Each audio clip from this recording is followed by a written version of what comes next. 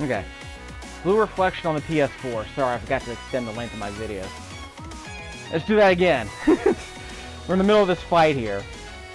Let's see if we can get 2 hits on this dude. This is Hinako, right? Okay. Let's get a big hit on this dude. And that was Yuzu again.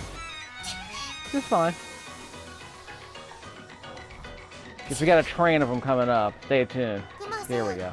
She can get a big hit on somebody, it looks like. And she can wipe this dude out. So we'll get rid of number 5. He's out. So the game tells us the order of who's gonna go next, basically. So she's next. And then the enemy will come next. Let's see if we can knock this dude backward a little bit.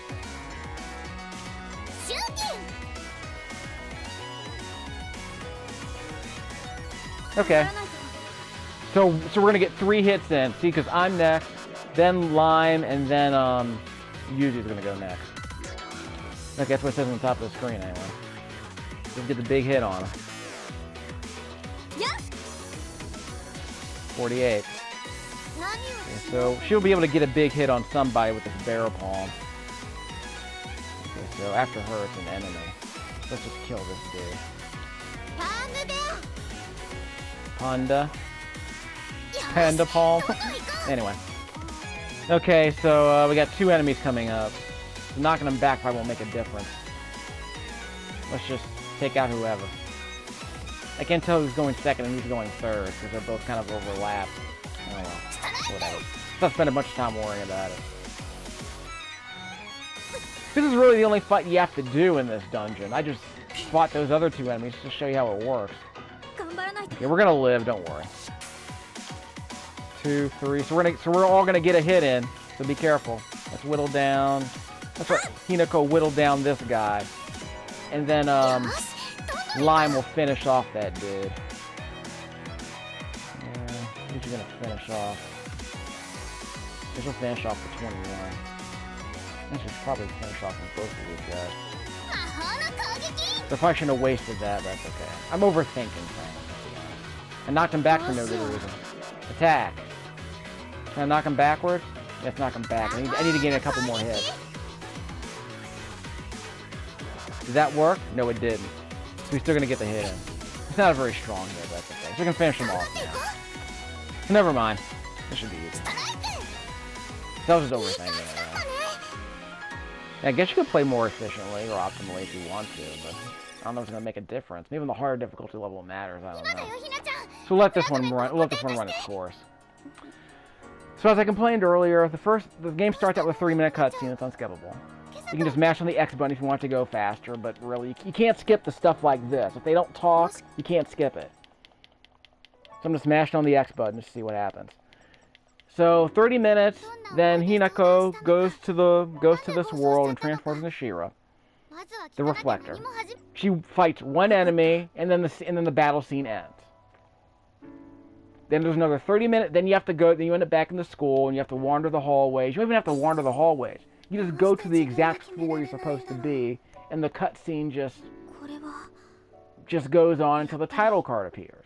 Then 30 minutes later, you wind up on the rooftop. You have to leave class, go to the rooftop, and talk to people if you want. But then once you get to the rooftop, there's a 20-minute cutscene that leads to this. Well, there's a fight with Lime and Yuzu and her, like you just saw, which preceded this video. Now you have this dungeon, the first dungeon of the game. So you're like spending an hour and a half watching cutscenes and getting to these 2 little sequences. So what you're seeing right now is the most gameplay that there is in the first 2 hours of this game. So we're Persona territory at this point. Though thankfully you don't have to do that much exploring. Like in Persona 5, you had to get off a train and wander around the train station and wander around the alleys of this neighborhood, and you have to go to the shop. You have to go up the stairs and down the stairs and whatever. You have to wander around the school. You don't have to do that here. So I guess if you just want to sit back and just let the game play automatically in the background while you do something else, that's fine. You aren't gonna. I mean, what are you gonna miss really? You're missing lore, because the actual fighting, the actual gameplay doesn't start until right now. What you're seeing right now in this video is an hour and a half after the game starts. So once you get through all that, then you can play the game. So, like I said, you can go to the bathroom, you can do the dishes, you can do the laundry, you can come back, and if the game will prompt you to start, the game will not kill you. The game will just prompt you to move on, to move forward, when you have to actually take control of the game. But most of the game is like this, what you're seeing right now. A bunch of unskippable cutscenes. And maybe when this ends, we'll get to the school, and I'll show you what's going on in school. But, so... there isn't even that much gameplay in it. There's like maybe 5, 10, 6 minutes of gameplay if you know what you're doing. There's probably even less than that. You can easily speedrun this if you want. See, we're back at the rooftop now. So maybe when this cutscene ends, we'll be able to wander the hallways a bit, but I'm not going to do that because there's really nothing to see except for random conversations with people. Random conversations with non-playable characters. So don't even worry about it. Yeah, Riri, is that her name? Yeah, Rin. Rin. Riri. Apparently, yeah, she's talking to some dude. She's in love with some dude. She caught feels.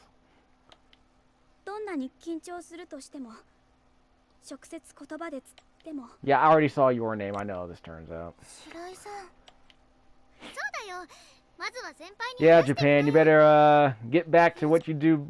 You need to get back to the old, not the old profession. You need to get back to the whole procreative thing. But of course, I mean, there have been romance stories for as long as Japan's even had a decently high birth rate, so don't blame anime. Anime's always been an outlet. Just a little something they did on the side, I guess.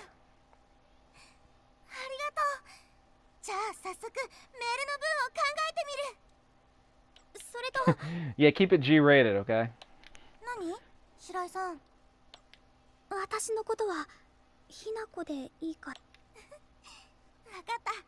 The 8-liter games were like pure fantasy, basically.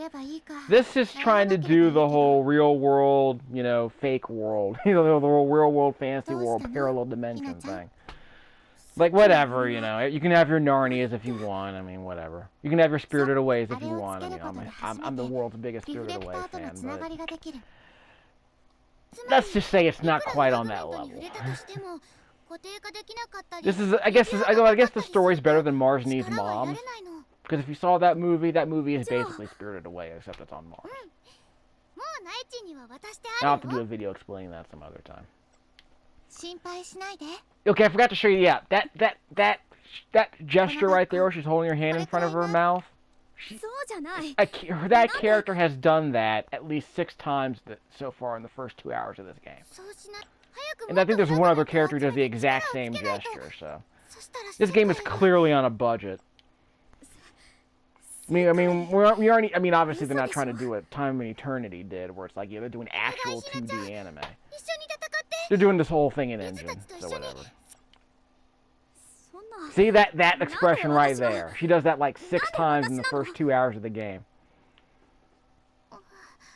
And there are some weird sequences, like early in the game, no spoiler here, but early in the game she's introduced to her homeroom. She's in a new school, and she goes to the back of the room, no one's sitting next to her, and then as soon as the camera cuts away, these 2 ladies appear next to her.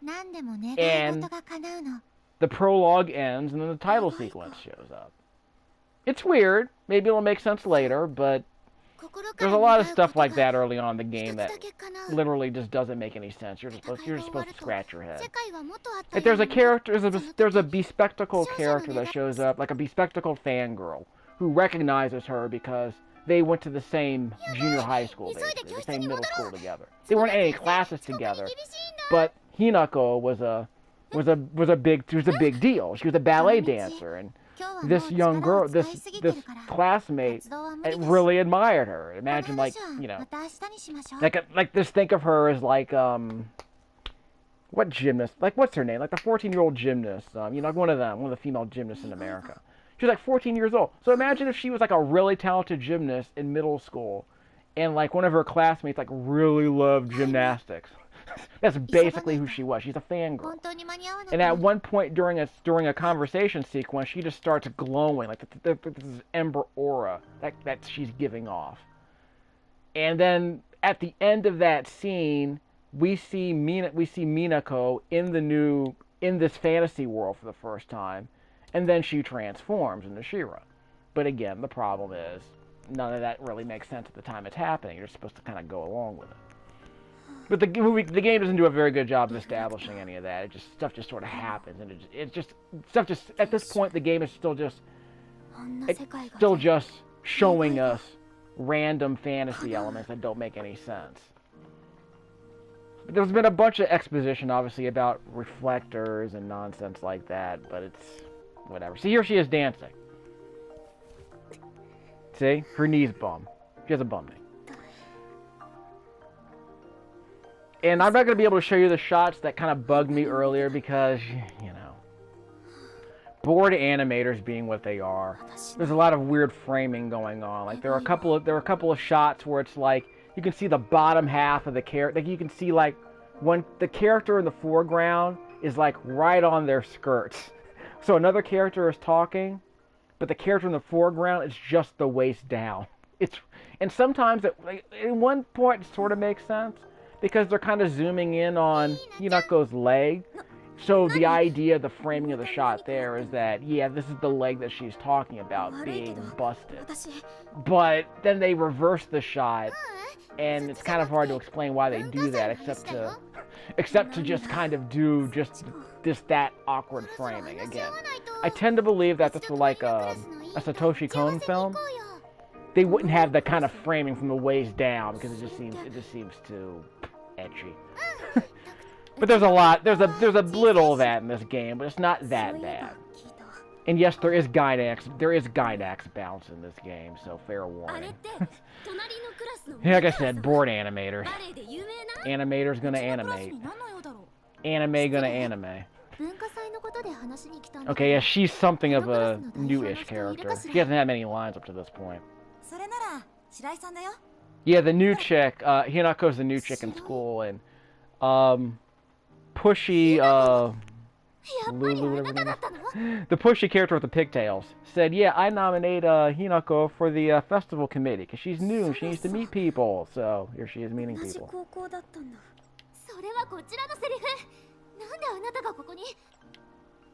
What are you doing with all these muggles?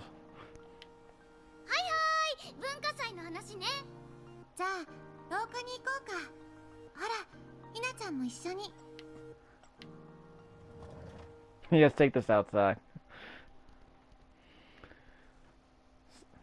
So at some point I'll be able to walk around the school eventually, I don't know. I wasn't paying attention to this part, I was just recording it so I can watch it later. I mean, this is one of those games, I played a bunch of PS3 games like this. Mugen Soul Z, X-Blaze, Code Embryo, I think was one of those. A visual novel. Hyperdimension Neptunia had 1 hour sequences with just 2 people talking. That's it. 2 people going on for half an hour about I don't even know what. And there might have been 3 camera changes in the entire, wall of text. This radio play with a wall of text. And then eventually a dungeon showed up. If I could have skipped it, maybe I should have. I don't know. And there was what was it? Tokyo Twilight Ghost Story, whatever it's called on the PS3. It was a visual novel too, but apparently there was some more adventure game elements. Not point and click stuff, but like conversation tree stuff. So I'm curious how that works out. I might play it someday. I don't know. I rented it from the library. It didn't seem like a big deal. What's the other one? There are a couple of other PS3 games I'm thinking of, but those were the big 2. Mugen Souls was the most annoying. Actually, no, Neptunia was the most annoying. Mugen Soul Z was weird because there were like 20-minute cutscenes, an anime opening, a 10-minute cutscene, a dungeon that you explore. I think there was like a mecha fight at one point during the prologue. I mean, and then it just went right back to an unskippable cutscene. None of it made sense. I think I might have put a video up already about that. I'll see if I can put that up. Because I do a bunch of videos where I just record the dialogue and I don't do any commentary. That gives you some idea about how annoying some of these stories are. There's a lot of inane stories going on here in these games. But it opened my eyes because I didn't play any games like this until I played the PS3, and then I found a bunch of them on the PS3 when I went to the library. And I didn't even know what they were. I just got them blind, and I turned them on, and I find out okay, these are visual novels. I'm not opposed to a visual novel in principle. It's just I just want the story to be good. At least, I mean, don't even give me the pretense that there's going to be a game to be played. Just tell me it's a visual novel. I'll know what to expect. So when I play, what is it, Clannad? I'll know it's a visual novel, and I won't even bother going and expecting combat. Like Persona 5. Just don't make me wander dungeons if you're going to make me sit through an unskippable cutscene for 5 hours before I'm allowed to go into the first dungeon. You know? But I guess you treat it like an anime where it's like you watch 20 minutes of it, you pause, you put the PS4 in a rest mode, then you come back to it the next day.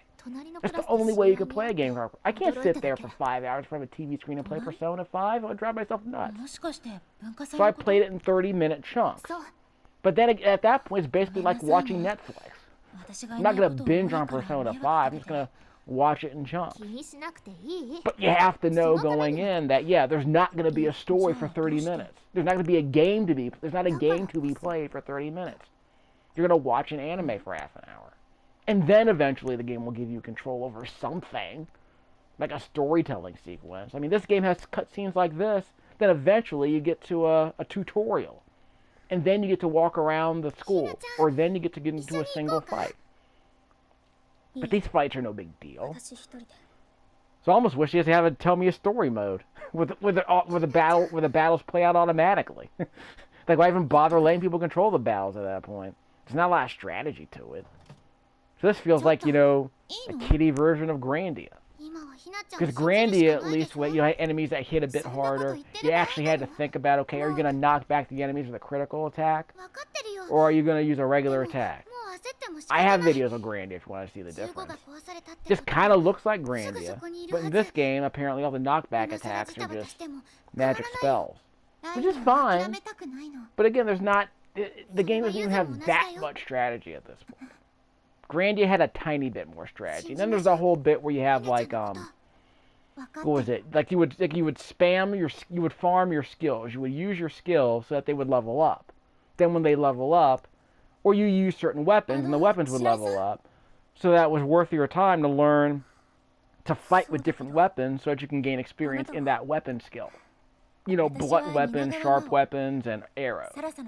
In Grandia 1, anyway. So they don't even have that here. So it's just Grandia, it's just the timeline-based system, where again, if you knock enemies back, you knock them back further on the timeline. So it's like, it's Grandia with less, with fewer bells and whistles, I suppose. Maybe later it opens up, I don't know. I almost have to ask, at what point, if they're making a game like this, at what point do they realize, like, what kind of combat system do we want to have? And is it in any way meaningful to the story? Because if it's not, it's just, you know, it's just any old anime with a combat sequence attached to it. So it might not even matter the story at all. So that's slightly disappointing. How long has this been going on? Like 10 minutes? I haven't been advancing the text fast enough, I admit. There's a lot of stuff like this, like I said. Like you can't advance scenes where the characters aren't talking. So here we go. We finally get to see the school. So this part unlocks. Now, for the first time in the game, I can press the L1 button to skip to any floor I want without wandering the school like I was doing earlier. But you weren't really wandering the school. You're wandering one hallway. It is a corridor that branches to the right occasionally. I'll show you what I mean in a second. I don't want to make you sit through the entire the first hour of the game. So here's the hallway right here. This is the single hallway in the entire school. And now I'm at the end. So let's go back the way we came. We can go to the second floor if we want. Where else can we go? We can go to the courtyard, which I've never done before. Can I leave? Apparently I can. It's the first time I've ever been able to go to the front gate. You can't rotate the camera here, so you know. And this music never stops. This one song plays for like an hour. Okay, I wasn't paying attention to anything she said. Just a second. Keep going what? You're supposed to clue me in on where to go. Yeah, them. Yeah, so there's nothing else here, is there? By the way, this game is also pro-enhanced. The frame rate here never seems to get above 30 FPS. You're seeing a lot of pop in here. So this is a very limited engine, unfortunately. Let's go back inside for nothing to do except for talk to NPCs. Okay, so now we're in the girls' locker room. Going in the girls' locker room. No, it's just the lockers. It's not the girls' locker room. Sorry, I wasn't trying to scare you there.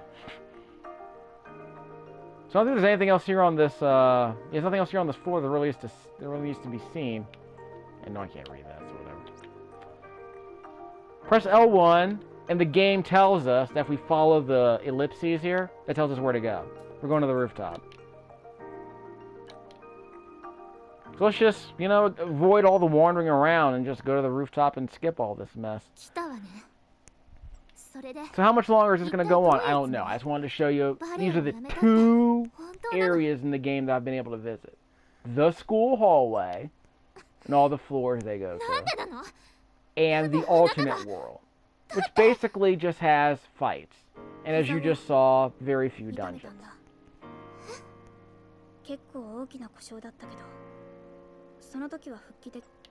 Okay, she busted her knee. That's fine. We're dancers. That kind of thing happens all the time.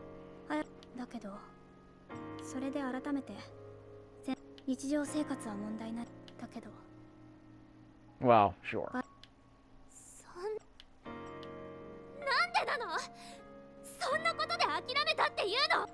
You're weak. You gotta play through the pain, girl. Suck it up. Cowboy up. Yeah, here in DC, we're still kind of bummed out about what happened to Alex Smith.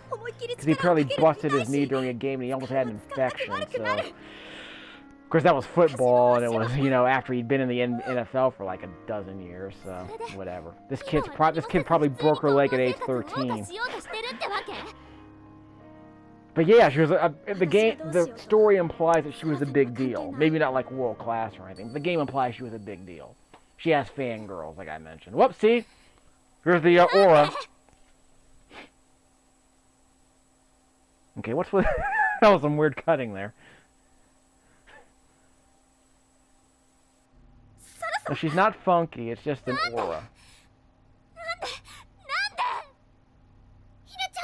The bespectacled lady I was talking about earlier, she just started laughing, giggling uncontrollably, and then that amber aura appeared around her. The same thing just happened to what's her name? Sarana? Lime doesn't say much. Yuzu's just pushy. That's her bit. Okay, what's going on here? There's nothing else to say about this game beyond this. This will just keep going on and on and on. Okay, here we go. So it's She-Ra and the Princesses of Power right here. I've noticed that they're all wearing bows on their shirts and on their hair, it looks like. No, something about flowers. So it's one of those magical girl team stories, I guess, where all the characters have different color suits. Whatever. I think it's cute that one of them fights with a teddy bear that grows large and punches people with the face, I guess. Guess that's cute. But, yeah. And as you saw at the beginning of this video, I couldn't save my game. When am I supposed to save my game? Well, when I get to the hallway. What? So it's a good thing I didn't die during that fight sequence, otherwise I might have to go through the entire cutscene all over again. Is that how that works? There's only one way to find out, and that's to load the game all over again. We're not going to do that. Quit fragments. Added effects in the fragments additional. I might not even need those, though. We'll see if it makes a difference. So you can mess around with that if you want, but I just started this part of the game. Jumping! Yes, there's actual jumping in this game. Press X on the wing effects to display. You can make a big leap and cross over. If you're stuck while exploring, try looking for wing effects. So really, I don't have anything really to report at this point. I mean, I might end up playing more of this, but frankly, I'm not that interested at this point. I guess I was expecting more game and less story, or at least a skippable story. And at some point, I'm supposed to get my hands on Xenoblade Chronicles and Xenoblade Chronicles X, which I actually still own. So instead of playing this, I could be playing those. So I'm not even gonna... And I can't even save my game here anyway, so it could possibly go right. So let's hurry up and save Sarah. Okay. So we're just going in one big loop then, huh? I guess we can't. Yes, we can't really do anything. I mean, so we'll come back and play this game later, I guess, but I'm admittedly completely out of interest at this point. The story isn't as obnoxious as the other visual novels I've read and played, basically. If I haven't seen anime, I saw Your Name a couple of weeks ago. It's the only anime I've seen in the last couple of months. If you don't include the visual novels I played, including this game. So really, if you haven't seen anime in a while, you know, you can play something like this and get your anime fixed. I'm just gonna watch some Ghibli instead. I'm not gonna bother with this. I've given up on my anime backlog. I'm just gonna watch what I want to watch, not worry about catching up. But if you're not in the mood to watch Attack on Titan, you know, maybe want to watch some Fairy Tail. You can play this. Next.